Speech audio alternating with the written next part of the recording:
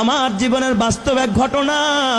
বগুড়ায় কয়েক মাস আগে আমার এক মাহফিল শেষে যখন ছাত্রদেরকে পাগড়ি প্রদান করতেছিলাম, হাফেজ ছেলেরা পাগড়ি নিতেছিল, নাম বলতেছে এক এক ছেলের মাথায় আমরা পাগড়ি পড়াচ্ছিলাম, আলেম ওলামারা সহ।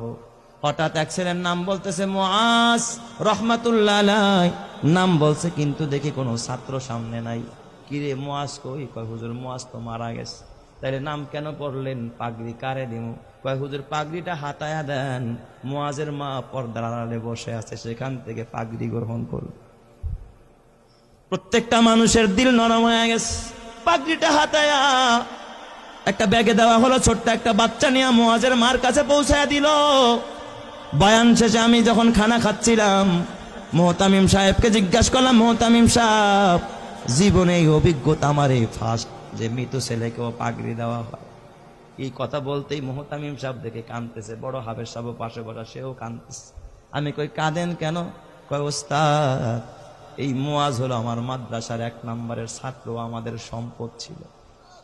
আমার ছেলের জন্য আমার এত মায়া লাগে না যতটা মায়া আমার এই মুআজের জন্য। আমি বললাম এত কি গুণ হয় এই মুআজের? কয় ওস্তাদ, মুআজ 18 মাসে কোরআনের হাফেজ হয়, জীবনে পাগড়ি ছাড়া নামাজ পড়ে নাই, মুআজের বাবা নাই, মুআজের মা বড় অসহায়, এই মাদ্রাসা লিল্লা বোর্ডিং এ মুআজ রে এতিমখানায় ফ্রি খাওয়াই আমরা, চিকিৎসা পর্যন্ত আমরা করাই। আমি বললাম তাহলে মুআজ কেমনে মারা গেল? কয় হুজুর কিছুদিন আগে চিকুনগুনিয়া জ্বর হয়েছে, আমরা ওর মারে খবর দিলাম, বললাম মুআজের মা মুআজের বাসায় নিয়ে যান, চিকুনগুনিয়া জ্বর হয়েছে। মুআজ বাসায় যাইতে চায় না। কয় ওস্তাদ, বাসায় গেলে জামাতের সাথে নামাজ পড়তে পারি না, ফজরের নামাজটাও জামাতে পড়া হয় না, আমারে বাসায় দিয়েন না, মরে যাইতো মাদ্রাসায় মরবো, বাসায় যাব না। হুজুর কসম আল্লাহ, আর এই মুআজ ওর পুরা মাদ্রাসায় আর একটা সুনাম। মুআজ বাসায় যায় না, মৃত্যুর আগের দিনও জোহরের নামাজটা মসজিদে গিয়া পড়েছে, আসর থেকে নিয়ে তার অবনতি, রাত্রিবেলায় এশারের নামাজের পরে আমরা পার্শ্ববর্তী ক্লিনিকে নিয়ে গেলাম, সেখানে বাবা অক্সিজেন লাগায় রাখছে। প্রায় গভীর রাত্রে মুআজ ওই রাতে ইন্তেকাল করেছে।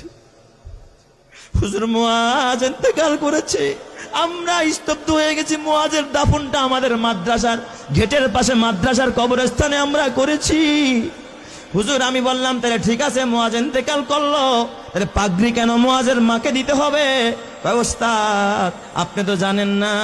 এই কথা বললাম, মুহতামিম সাহেব একটা ডেস্কের বয়ের টান দিয়ে একটা চিঠি বের করছে।